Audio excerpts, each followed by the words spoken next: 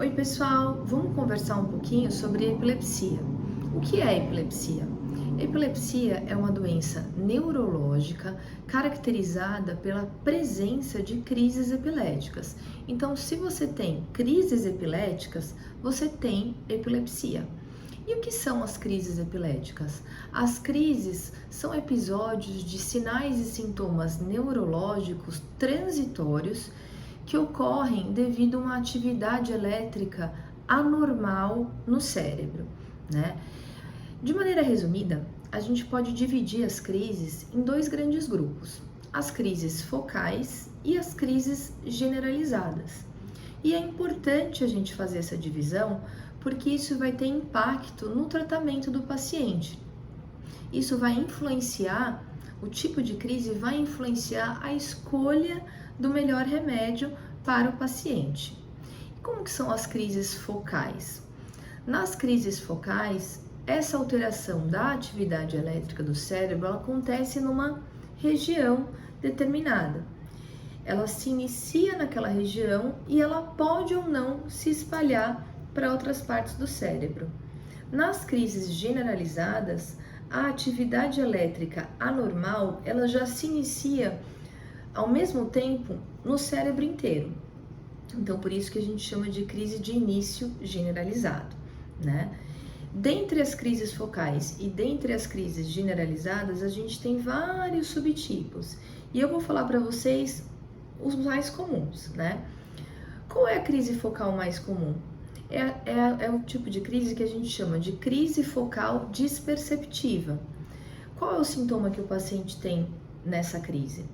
O paciente, ele fica fora do ar, com o olhar parado, você chama, ele não responde, isso dura alguns segundos e durante essa crise o paciente pode ou não ter manifestações motoras. Isso é um tipo de crise que a gente chama de crise focal desperceptiva. E a crise generalizada mais comum é a crise tônico-clônico bilateral, ou popularmente conhecida como convulsão, que é a crise na qual o paciente perde a consciência, cai, tem uma fase tônica que estica, né? Tem uma hipertonia dos membros e depois ele tem uma fase clônica que ele tem abalos dos membros. Então, por isso que chama crise tônico-clônica bilateral. Depois de uma crise epilética, principalmente depois das crises tônico-clônicas, o paciente pode ficar sonolento, pode ficar confuso, pode demorar para voltar ao normal, né? Isso é o que a gente chama de estado pós-ictal. Pode acontecer também depois de uma crise, o paciente perceber que urinou na roupa, porque ele teve liberação esfincteriana durante a crise. O paciente também pode ter mordedura de língua.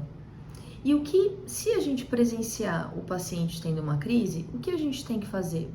A gente tem que proteger o paciente para ele não se machucar, para ele não tentar segurar, para ele não bater a cabeça no chão e afastar pessoas ao redor e esperar a crise terminar. Normalmente a crise vai durar de segundos a minutos, né? Depois que o paciente tem a crise, é recomendado que você vire o paciente de lado para evitar que o paciente engasgue ou que ele tenha o que a gente chama de broncoaspiração. Não é recomendado que você abra a boca do paciente para puxar a língua, porque se ele for morder a língua, ele vai morder de qualquer maneira.